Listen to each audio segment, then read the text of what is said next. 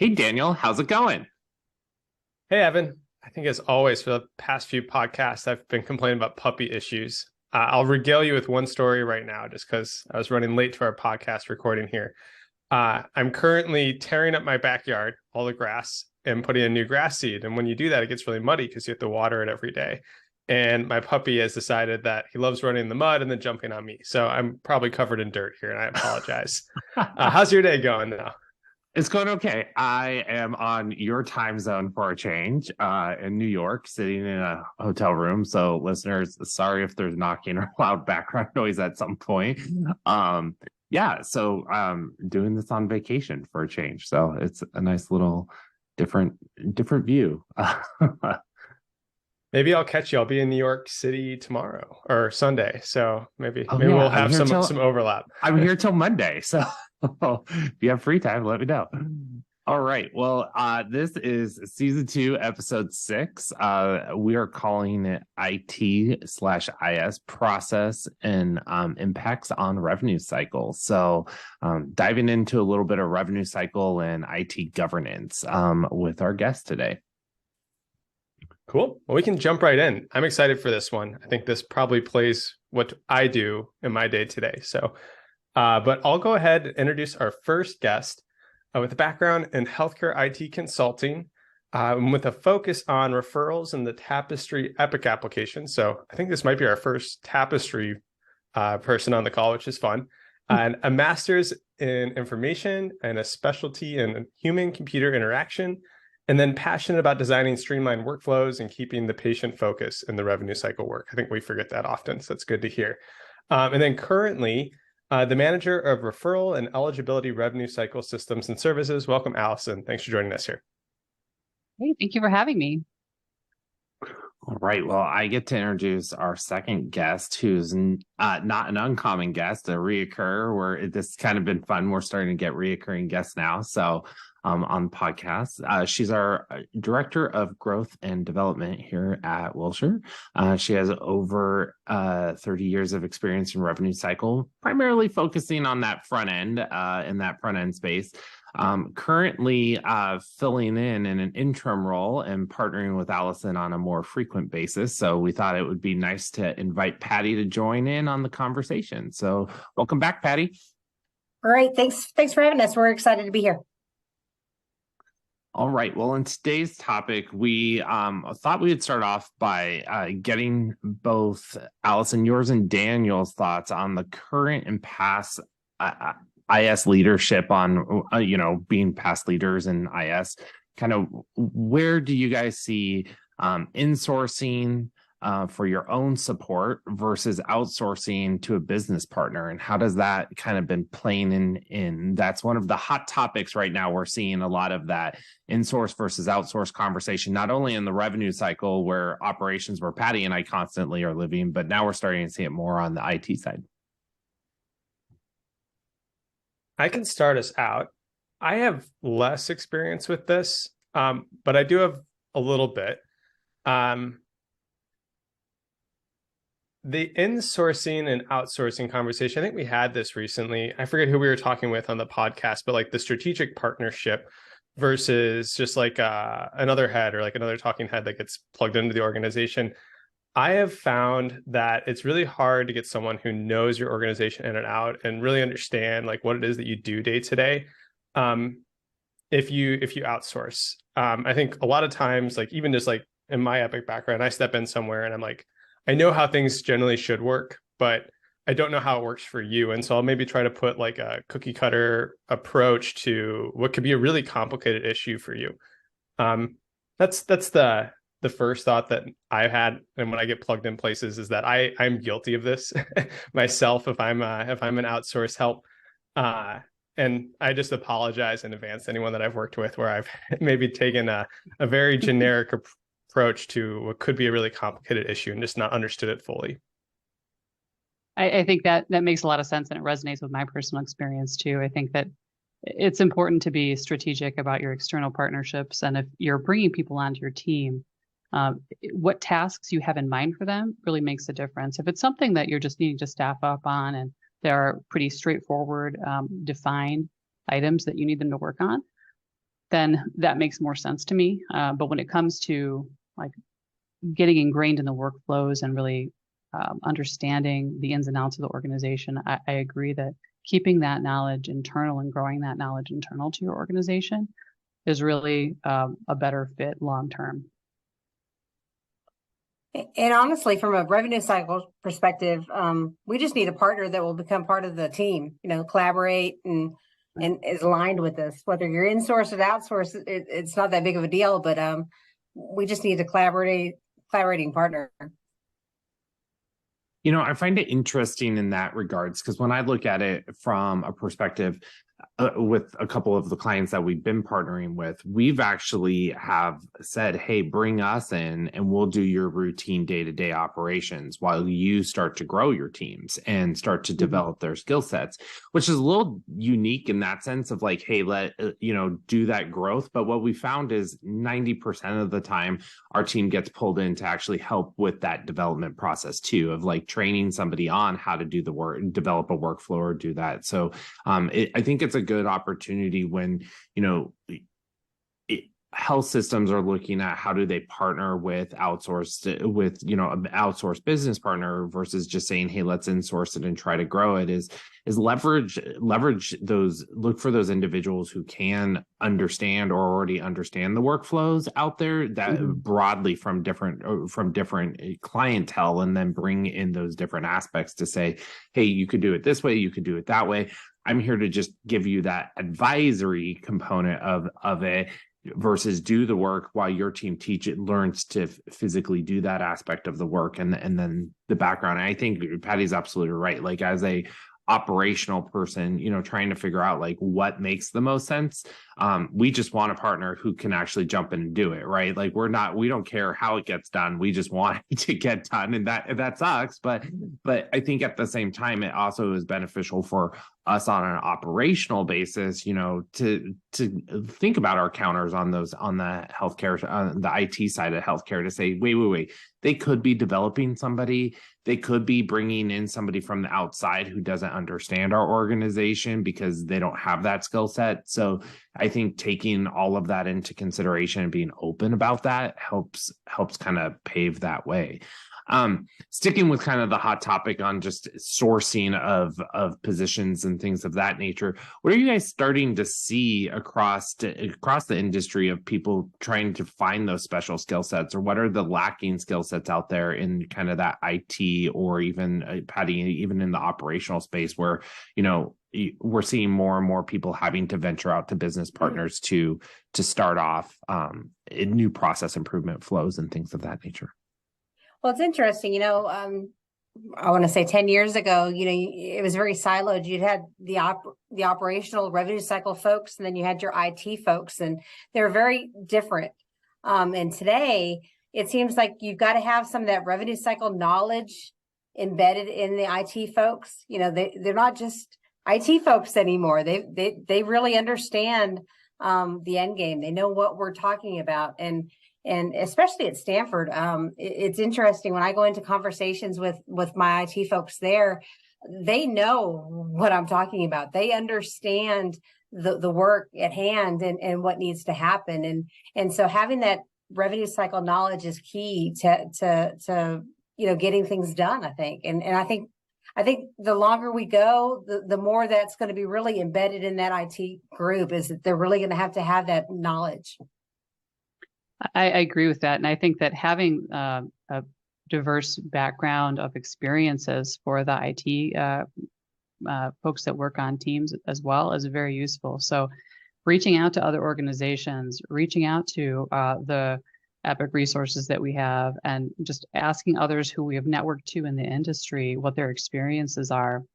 I think that's something that can make us stronger as analysts and can make us have a better experience with the organizations that we work with.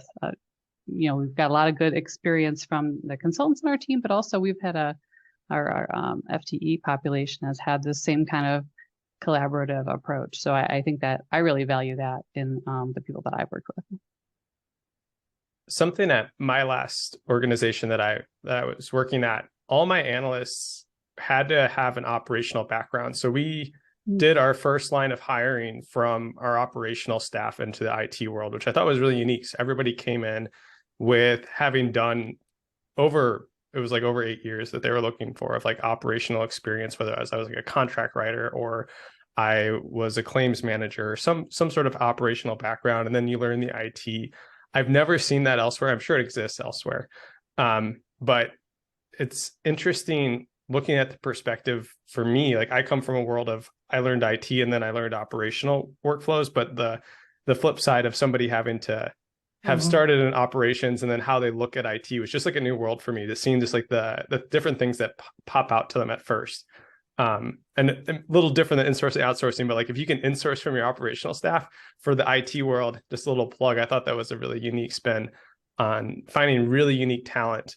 One other story, just to add here real quick, I'm working on a reporting project, and reporting is very holistic. I'm working across all areas of your EMR. So I might be pulling clinical data, I might be pulling revenue cycle data, appointment data, and it's really difficult for a reporting person to know how everything works. Like, how am I supposed to know how orders are dropped to how that creates a visit to the charges that come across in the end?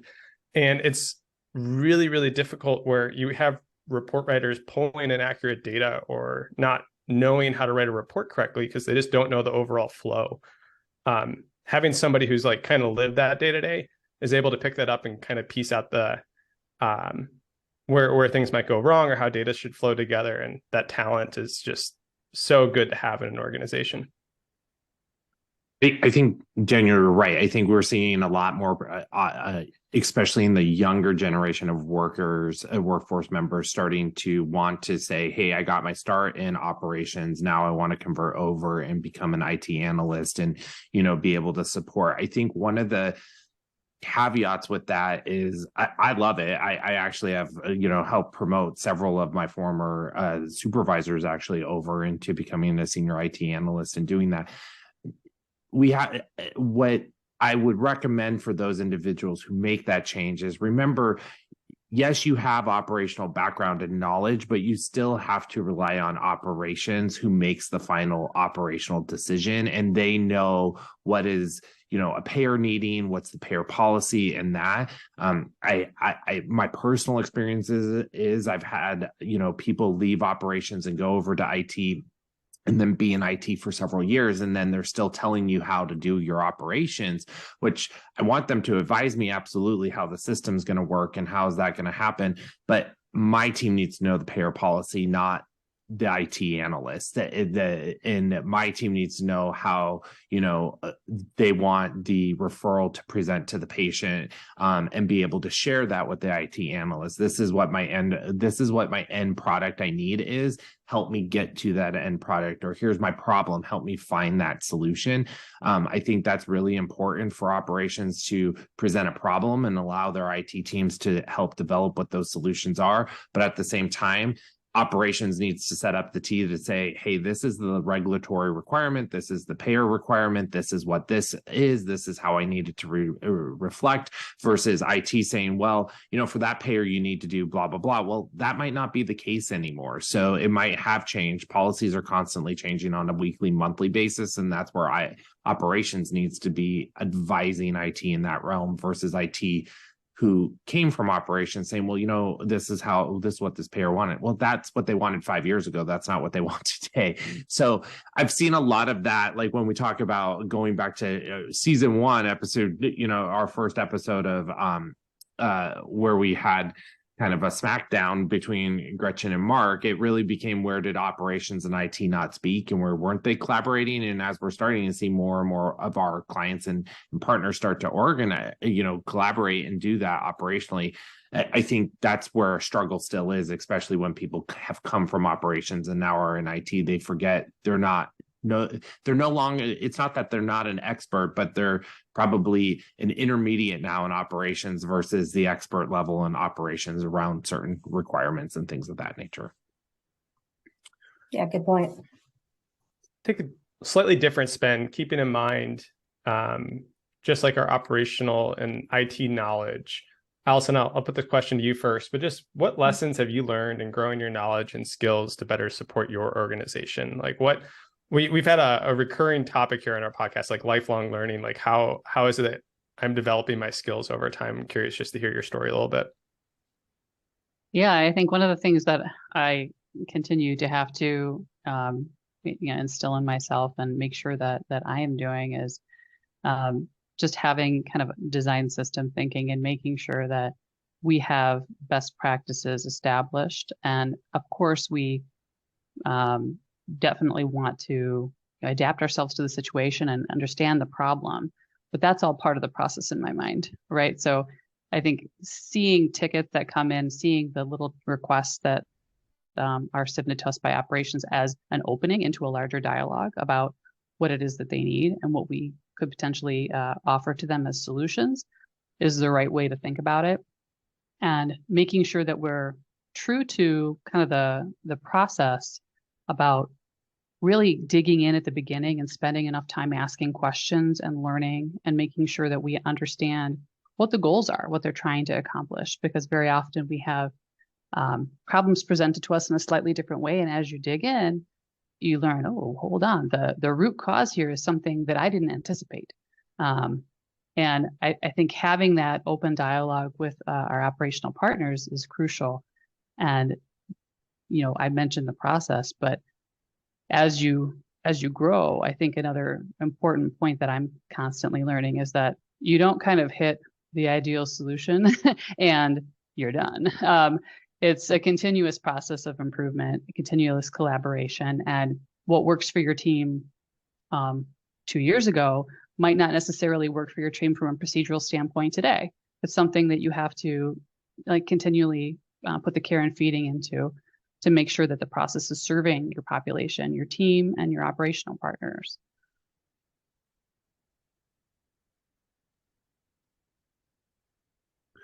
Patti, what about you? How have you continued to, expand and grow, both operationally, but also your knowledge around IT and kind of where that intersects? Well, for one, patience has been a big thing for me. Before it was always, you put in a ticket, you want things done right away. You want fast results, and you've got to really learn that there's patience and there's reasons why things don't happen as quickly as you expect them to.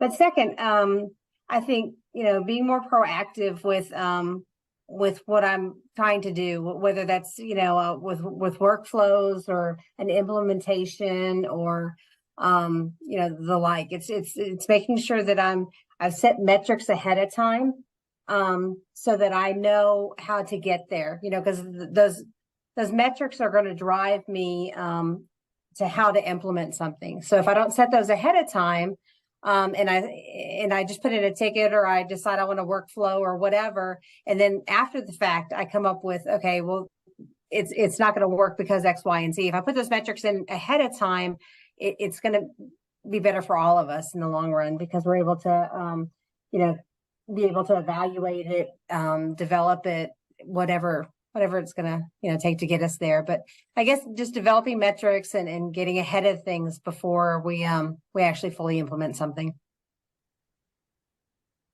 Hopefully that made sense. Yeah, no, it totally does. Yeah. All right. Well, on that quick note, we're going to take a short break and we will be right back.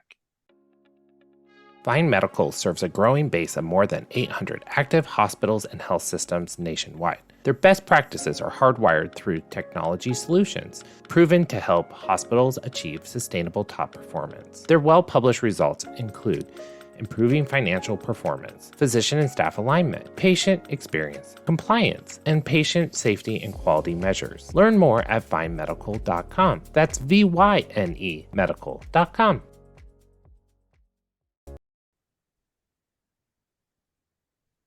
And we're back. All right. So we're going to move on to our debate segment where we talk about various industry trends and out-of-the-box ideas. Evan, you want to kick us off?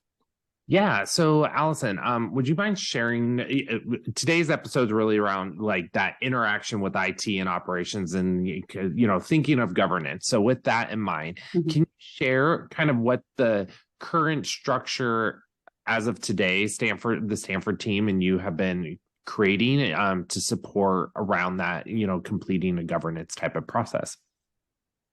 Sure. So I'll kind of talk about two different things. I think we have like more of our ticket management process that's been changing recently, and then we also have a number of standing sessions and forums to supplement that that workflow. So right now we're using kind of an agile method, using ServiceNow as a tool, of course, to manage the tickets that come into us. So we'll get an initial group of tickets. We will triage them and kind of initially assign a rough level of effort. Once we feel like we understand enough about the request, we'll also identify any blocking questions and reach out upfront to try to get a little bit more of an understanding of the ticket before we move forward.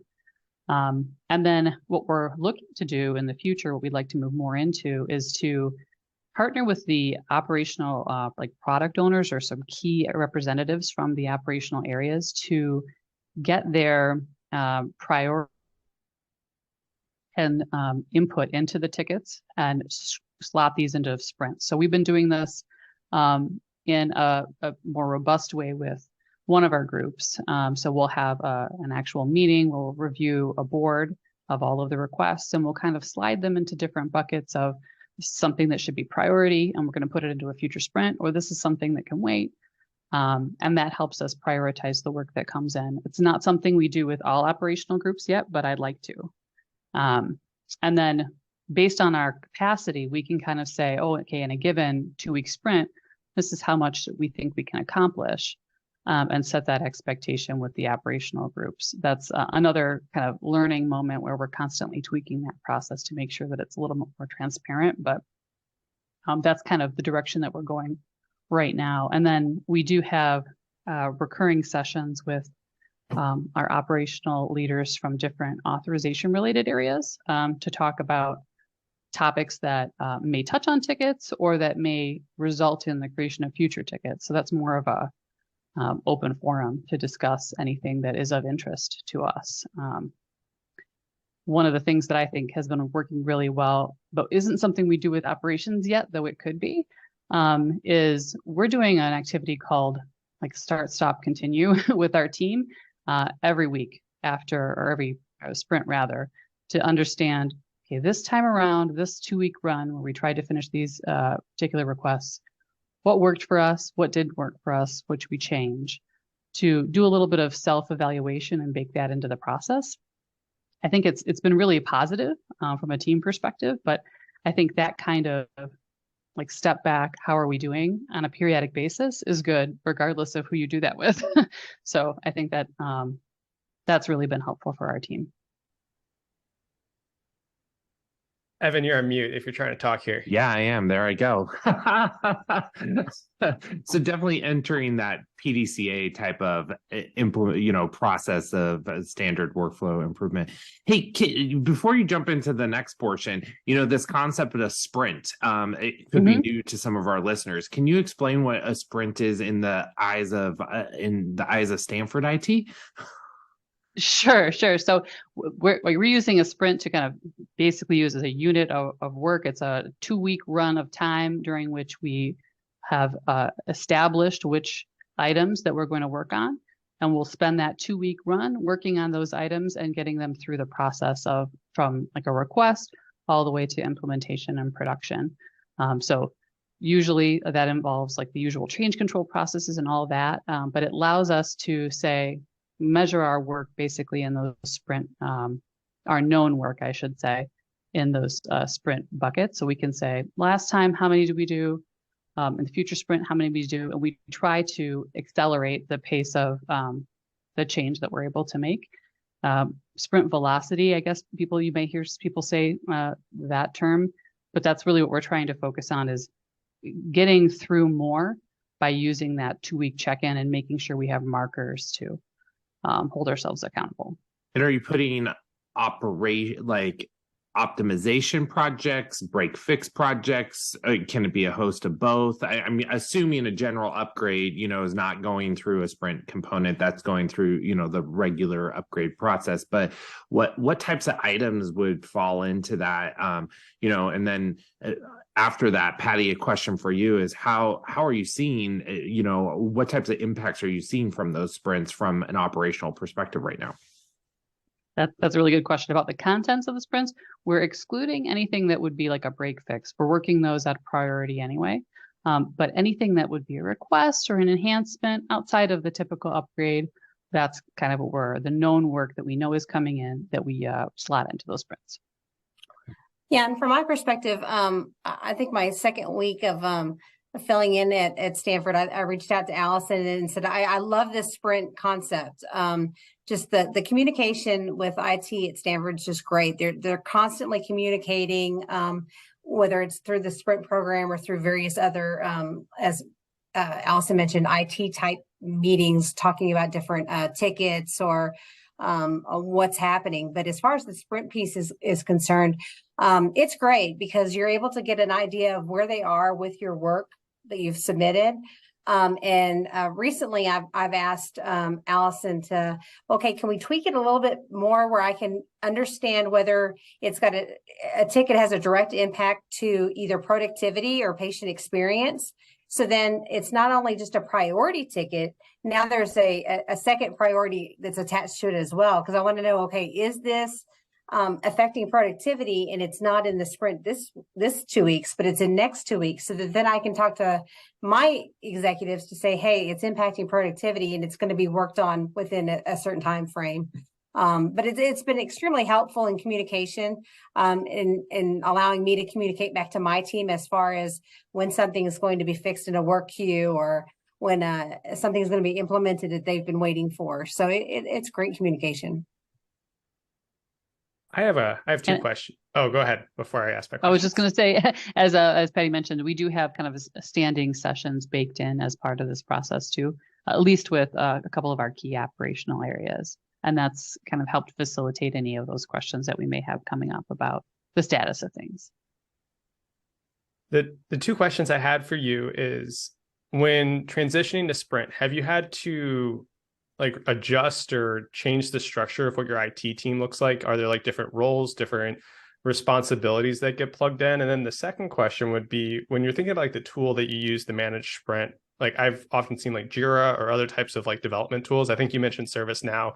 Like what types of, what were you looking at when it came to tool, and what like have you struggled with or really benefited from with the tool that you're using? Yeah, I know, both good questions. I think when we first implemented this process, there was a little bit of adjustment to the team's process flow. I think they had been used to, taking tickets as they come in. And then we would each maintain a rather large backlog of tickets as we worked down in our individual piles, as it were. And then with the new sprint model, we're prioritizing first, adding them to a sprint, and then leaving them unassigned until someone picks them up in the sprint. So we can really see what's being actively worked versus what is not yet on someone's plate. And the other question you mentioned about the tool, for ServiceNow, I think they have an agile module within ServiceNow that we are using, and that has been helpful. There are obviously some improvements that we'd like to make with that, and we've been working with our internal technical teams to see about those. But I think the biggest change that I would be interested in seeing is really to get our operational partners security and the ability to be right with us in that tool, so that they can see their own backlog in the way that we would see it. And we don't have to maintain separate boards that we would review with them. We can see the same thing, mark the same thing, and they could rank them right there, either with us or independently, and we would see the results.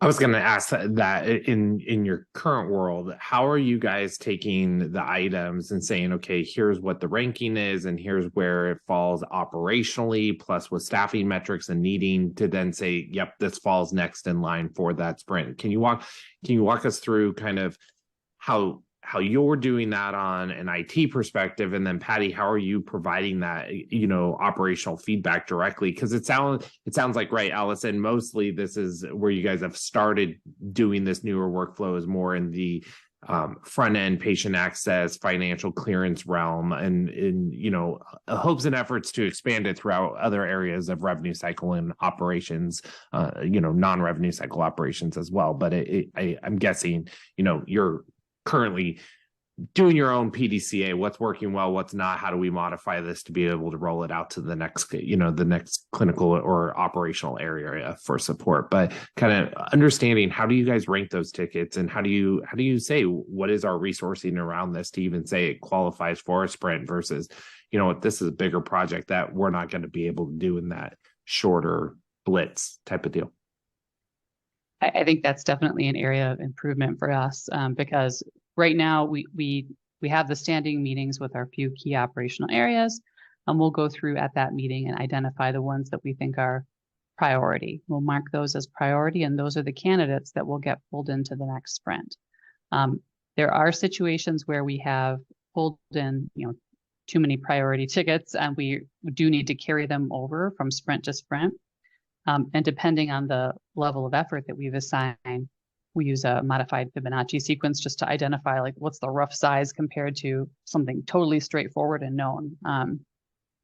And for situations like that, there's a little bit of an understanding that there can be carryover. I think one of the takeaways for me and the areas that I will be looking into for myself is, how do we make that more obvious? Those situations where, well, we know this is going to be a bigger project and it's definitely going to last us X number of sprints, so that we can be upfront with our operational partners about the timeline there, and that what that's going to do to the other tickets that we may need to be deprioritizing to get that project finished. That's definitely a work in progress for us, I would say. Yeah, I would agree with that. I think that there's times that when we give the message to the team that, okay, it's in this current sprint, the expectation from the group is, okay, it'll be done at the end of the sprint. There's not that ETA that's been given that says, okay, this may take 2 or 3 sprints for it to be completed, because it is a much larger project than maybe the one that they put in the month before. So I think that's something that we still need to develop upon. But I think that's why I also added the priority, Evan, is this impacting productivity or patient satisfaction? Because at one point it was just kind of, we got on a call and we looked at, all the tickets, and the group would decide, okay, yep, that's a priority. Nope, that's not a priority. And thankfully we hadn't had any, heated discussions, that one should be, higher than another. But I knew at some point we're going to get to that point, and I needed to make sure that we put something, in place that said, okay, well, does it impact productivity or does it impact patient satisfaction? Because if it does, those two are going to bump us to the top, and drive us a different direction. But so far, it's been pretty good. Yeah, I mean, I think it takes me back to my operational go live days with Epic, where you're ranking things. Is this a regulatory? Is it a patient satisfaction, Exactly. patient Right. safety, employees, productivity? workaround. What's the financial outcome of this implementation? And I think keeping that in mind as you score tickets in general, or even are placing a ticket where it falls in. How is this expanding from, the front end? And now let's say you guys are, I'm sure, knowing Patti in her operational world, she's already having to say, hey, I want to work on this with this other group. And that's not, financial clearance, but it's going to be revenue integrity, maybe for, doing patient estimates or those components. How does this process that you're rolling out for that governance, when it's dual, requiring 2 application teams versus 1 application teams? Maybe it's not just referrals and eligibility, but now we're needing to pull in, Resolute, or in the Epic world for our listeners, and those type of deals. How are you implementing that process, or getting buy-in from your counterparts that maybe not have the full process implemented at the same magnitude or even coordination or communication speed? Yeah, I think that's a good question. So because of the tools that we're using with the Agile module in ServiceNow, if, say, the ambulatory team is the first one to catch a ticket that does relate to something that would impact us, we could always create ourselves like a story placeholder, work with them on it, share a content management ticket so that we can move our build together, use their ticket to move it to prod, but then make ourselves a mechanism for tracking in our sprint our sprint activity as well. If the opposite happens, then I think that we've been trying to partner more and more with them on sharing. so that we have a single content management ticket. We use the single ticket to be together, and we would just have to align ourselves in terms of timeline. I think the best way that we have to do that now is just to reach out to our counterparts on the other team and make sure that the timing that we're suggesting makes sense and that we understand the level of effort from their perspective as well, and incorporate that into the ticket when we're working. Do you see that, the outlying pressures of like prioritization, number of ticket closures has changed? Because I know, when it's been years, but when I was in operations and I'm thinking of my revenue integrity and charge master team, they had to adhere to the same metrics as IT and closure of tickets and turnaround of those tickets in that time frame. Even if it took them, we knew it was going to take us 4 months to price something out and do the, make sure that we went through all the appropriate build and those changes and everything. But we only had 30 days to close a ticket, and that type of, have you with this modification of putting things into sprint modules and things of that nature and not assigning a ticket, how did you guys change kind of the organizational philosophy of production, process tickets? Because you're talking about break fix, and then you're talking about optimization, and really those are two different things. But at the same time, if I'm looking at it from an operational lens, I need both done, and I need them done quickly. So how has IT had to modify or influence the customer at the end of the day, your business partner here on the operational side, to change their mindset and philosophy around the timeliness of closing our tickets and being able to show us reports that are showing, a lower percentage of open tickets? Because if they're open and unassigned, that gives me fear of like, is it going to be lost? I think it gets down to strategy and communication. So I think communication is key. And when we're keeping an open line with operations, and if they have questions about anything in particular, they can talk to us. That's really important. And making sure that we're showing our willingness to partner on the tickets and really understand what it is that they're looking for is another important piece. And when I talk about strategy, I'm thinking about stepping back, looking at the ticket trends that we're getting and saying, well, we've been getting a bunch of tickets about topic X. Why, instead of fixing these individual tickets one by one, shouldn't we back up and figure out what the larger picture is here and potentially design something that will eliminate them all and future iterations of these tickets? So I think having that kind of a mindset where both operations and IT are talking openly, and we're sharing this idea of, okay, well, if we're seeing a trend, we should have a better strategy around that. And let's partner on what that would be. That goes a long way into still ensuring that you have a working relationship and they feel like, yeah, we're making progress. We're doing something valuable, even if it isn't at the ticket level. It's maybe a little more macro than that. Yeah, no, I agree totally with that. The communication and strategic alignment, it goes a long way. I mean, they could be making no progress at all, but if we're communicating and really understand each other, it just seems to make such a big difference. At the end of the day, we still need to do the tickets, but I think that it's nice to have that more conversational partnership where you do have bigger strategic goals and you can incorporate the tickets into those goals. And there's definitely been challenging conversations about why are we not further along on this ticket, or why are we doing this, this way? And definitely Allison has come back with responses and action plans. And yeah, definitely there's still those type of conversations, but the sprints and other things have really made it a lot more seamless and streamlined. Apologize, I'm staying on mute here a lot. My dog is growling and attacking me, but he seems to have settled down here for a second. Allison, I was curious how you learned about sprints and how this was something that you decided to implement. I've used it before at other places. I think it's great, but I've never used it in an Epic context. And I also find that it's a little challenging to learn if you aren't working with other people that have used it before. Because it is a mildly challenging concept to roll out at first. And I'm curious, is there books or classes? Where did you get started with this? Okay, well, total kudos to the team for really jumping in on this and coming up with most of the ideas here. I don't pretend to be the mastermind behind any of this, but I think for me, I was introduced in my master's program for experience design and as part of the overall design process. So I was familiar with it at a passing level from that work. But then I think the team has been more and more exposed to it as analysts. I feel like we're becoming more in tune with some of the development processes that have existed for a long time. So it's something that the team and multiple teams at Stanford actually have started to investigate.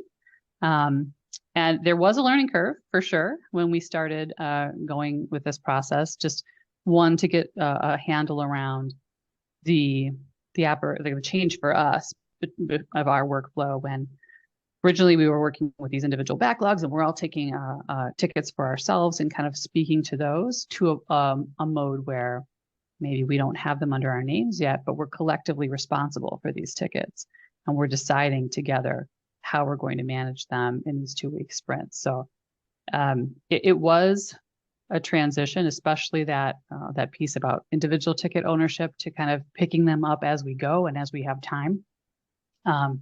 And we have been doing a little bit more grooming of the tickets in advance, I would say, but collectively. So I may go out and ask questions about a particular ticket and then not actually go and do the build. Someone from the team could do that.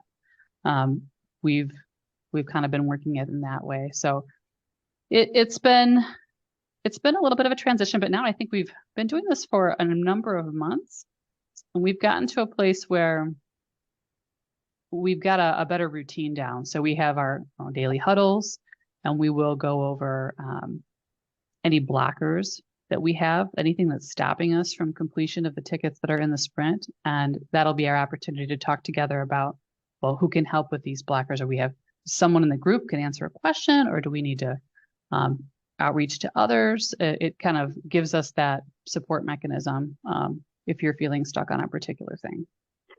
And Allison, is everybody participating in it, or have you isolated your teams down? I know some IT teams will go, hey, you're on production support, you're on optimization, and you're on, future upgrade type of thing. Or some teams are like, hey, everybody's taking a little piece of the pie and the coordination and spreading the wealth across. How have you structured your team given, making these changes so that the operational owners know, like, hey, yes, normal routine break fixes are still being taken care of in the background, but making sure resource constraint wise, like, how have you been able to do that? Because we are seeing more and more IT now start to experience what operations has experienced for years, as well as reduced number of resources available to do the work.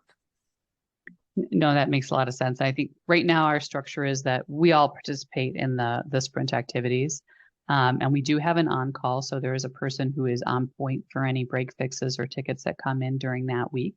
And if in the huddles that we do have, if there's anything that needs to be spread around because we got a particular break fix heavy week, we do that reshuffling as a group.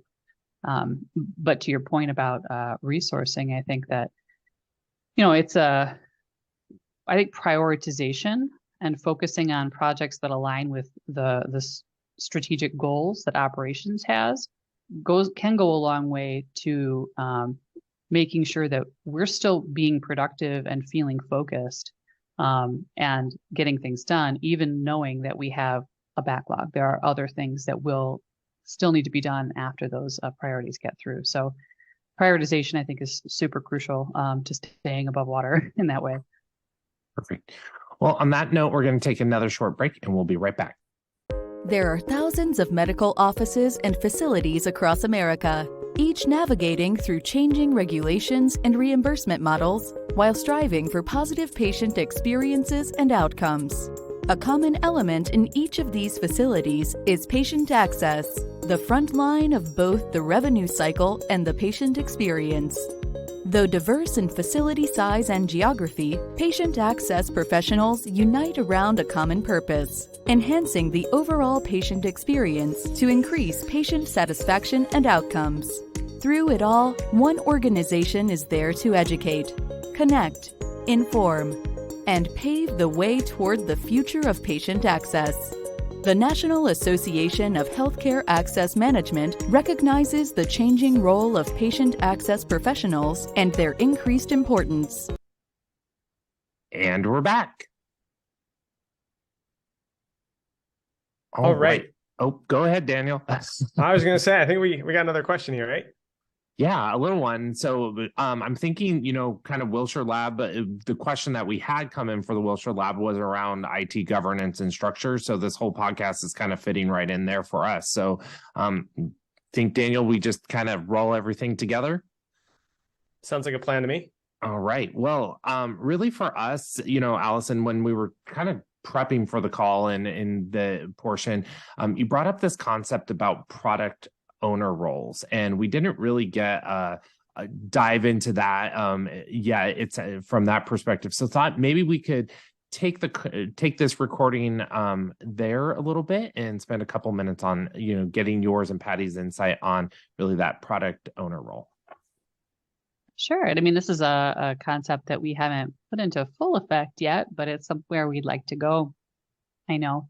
So for each of our major operational areas, we're treating them for our purposes of our agile process like products, product areas. So the product owner for us would be someone from that operational area who can really speak to the direction that they should be taking, what they'd like to see for their area, what the priorities are, why those are the priorities, and if there are any conversations about, ooh, I want my ticket to be higher than your ticket, that they could help break that tie for our IT, so that we could have a clear idea of what priorities would be for that area. Like I mentioned, we don't have these assigned yet in a formal way, but in an ideal world, I think we may have product owners for the various areas, and then we could interact with those individuals either directly in our tool for ServiceNow, and we could see their backlogs, like I mentioned, and adjust those and prioritize and work with us to do that. Or we could have kind of touch points if we had any kind of concerns coming up about timelines or anything like that. So that's kind of what I would ultimately hope for from the product owner role. Very cool. So Patti, hearing that, how would you then kind of assign yourself and all of the leaders underneath of you to become those? Or maybe it's not even a leader, maybe it's a super user in the team, that type of aspect. Like what are your initial thoughts? Well, the first thing that comes to my mind is from an executive leader or from a director standpoint, I need to make sure that I involve my IT partners in the very beginning with strategic decisions. If I'm going to be successful in whatever I'm going to do, whether that's workflow optimization or whatever, I need to involve my IT partners because they're going to help me become successful. And if they're involved in the very beginning, then when those tickets start to come in, they're going to know what my vision is. And so if my supervisors or my managers are putting in these tickets, they should ultimately know what the department's vision is and not have these questions that come up along the way. So I think it kind of it goes to the very beginning, I think, is where I'm going with that. And then definitely for sure, involve them in those conversations later on. Yeah, I'm finding myself in that same boat right now. I had to kind of say, I need Epic to be the source of truth. Like I'm filling in Allison right now as an executive interim leader too for a client. And I'm like, nope, Epic needs to be our source of truth. Let's get our claim edits in Epic. Let's get the estimates to live in Epic where we see what we actually estimated and all of our forms and electronic signatures and everything. So it is very interesting to start to see how, you're, as a higher leader, you're giving the strategic vision. And now, like, I've even had to tell my assistant directors and directors underneath my role to say, no, let's have a super user at the table. They know their workflow. They're going to be able to say, well, this is going to impact me this way. Let them provide some, guidance into the components as well of the work and those tickets that are being placed in that regards. Well, Daniel, I think we have time for one quick more question. Do you want to get that final thought from everybody? Yeah, I'm having a final thought here as well, where I'm like, and like operational folks getting ServiceNow access, they're going to start like throwing things on Sprint that weren't assigned that week just to like add their tickets in and be like, how did that get there? But outside of shenanigans, any final thoughts on governance that you think would be like a big takeaway for our listeners to think about? Allison, I'll start with you. Sure. I mean, I think that whatever, process you set up or with your team needs to work for your team and your operational partners, and it needs to be living. So it's something that you should be actively evaluating and reevaluating over time, because just because you try thing A and you have to decide if it worked or not, and if it didn't work, then you have to try something else. But part of the agile mindset, I think, that we're really trying to adopt is trying to continuously improve and collaborate better. So those are my key takeaways. And Patti, what about for you? Anything that you think would be like a big governance takeaway just from maybe more operational, like seeing how this is all played out? I go back to, I guess what I've been saying all along is just that collaboration with IT partners. I mean, if you look at the way healthcare has evolved, whether you talk about the electronic health record or population health or digital health, it all involves technology. So there's got to be someone at the table that represents, IT. And so they've got to be part of that strategic direction and conversation in the very beginning. And I think as much as the more you collaborate with these partners and become a part of the team, less siloed, the better we're going to be, and the more successful we're all going to be. And we need that, I think, going into the future with technology. Cool. And then just thanks for joining us here. And if folks want to collaborate with you further, just going on that collaboration idea, what would be like the best way for them to reach out to you? Allison, is there preferred method of like communication, carrier pigeon, LinkedIn? Like where do folks go to talk to you? I would say LinkedIn. Yeah, I'm on LinkedIn as Allison Perez. Yep. What about you, Patti? The same thing. Email or LinkedIn, Patti Consolver. Very fun. Well, I think that wraps up our conversation on ITIS requests and impacts in the revenue cycle. Evan, want to take us out? Yeah. Thanks again for joining us. You can always find Daniel and I on LinkedIn or on the Wilshire website. We would love to hear questions from all of you. So please feel free to submit a question. That's it for us today. We'll talk to you all later. Bye-bye. If you liked today's episode, continue to join Wilshire Wednesdays. You can follow us on LinkedIn or Twitter at Evan_Wilshire. Daniel can be followed at Daniel_TWG. Wilshire Group at TWG Health. On Facebook at the Wilshire Group or on Instagram at Wilshire IT Revcast. Remember, if you prefer to watch, come check us out at the Wilshire IT Revcast YouTube channel. If you have an inquiry, want to share your thoughts, or get additional information on today's episode, email us at WilshirePodcast@thewilshiregroup.net. The best way to support this podcast is to review, rate, and subscribe. See you next time. Bye-bye. The Wilshire IT Revcast is hosted, produced, and engineered by Evan Martin and Daniel Bianchini. It is executive produced by Gretchen Case, Hank Smither, and Spencer Thielman. The Wilshire Group. Experience you can trust, results you can count on.